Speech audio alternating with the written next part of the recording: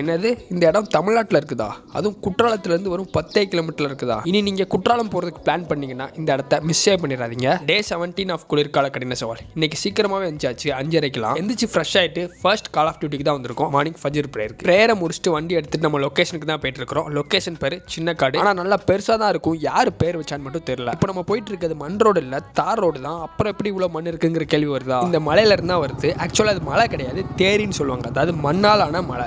இது சத்தான ஆத்து மண்ணால் ஆனது. ஸோ இதில் விவசாயம் கூட பண்ணலாம். இப்போ நான் R15 எடுத்துட்டு 30 டிகிரி இருக்கக்கூடிய ஸ்டீப்பில் தனியாக ஆஃப் ரோடிங் பண்ணிட்டு இருக்கிறேன். உடம்பு எங்கெங்க வலிக்குதுங்கிறது நைட்டு தூங்கும் போது தான் தெரியும். இவ்வளோ கஷ்டப்பட்டு மேலே வந்தால் உங்களுக்கு இந்த மாதிரி ஒரு வேவ் கிடைக்கும். வெயிட் இது ட்ரெய்லர் தான். அப்புறம் இன்னைக்கான நமக்கு ஃபிசிக்கல் டாஸ்க்காக ட்ரெக்கிங் தான் சூஸ் பண்ணியிருக்கோம். மலையேற்றம். மலை எப்படி அழகா இருக்குதா? இருங்க வேற வேவ்ல காட்டுறேன். சரி, இந்த இடத்துக்கு எப்படி வரலாங்கிற ரோட் மேப் சொல்கிறேன். நீங்கள் தமிழ்நாட்டில் எங்கே இருந்தாலும் தென்காசி வந்துருங்க. அங்கே வந்துட்டு சின்ன காடு எங்கன்னு கேட்டிங்கன்னா அடிச்சு சொல்கிறேன். 99% பீப்புளுக்கு தெரியாது. இந்த இடம் அச்சன்புதூர் அப்படிங்கிற ஊர்ல இருந்து காசி தர்மம் அப்படிங்கிற கிராமத்துக்கு போற வழியில தான் இருக்குது. அச்சன்புதூர் தென்காசில இருந்து 12 கிலோமீட்டர் தூரத்தில் இருக்குது. இந்த இடம் அச்சன்புதூர்ல இருந்து 3 கிலோமீட்டர் தூரத்தில் இருக்குது. ஸோ டோட்டலா 15 kilometre from Tenkasi bus stand. இந்த இடம் பார்க்கறதுக்கு செம அழகா இருந்தாலும் தனியாக வர்றதுக்கு அட்வைசபிள் கிடையாது. ஏன்னா அந்த காட்டில் யானை, காட்டெருமை, சிறுத்தை, புலி இதெல்லாம் இருக்குது. ஓரளவுக்கு தூரம் போயிட்டு வந்துட்டேன். இதோட நம்ம மலையேற்றம் முடிவுக்கு வருது.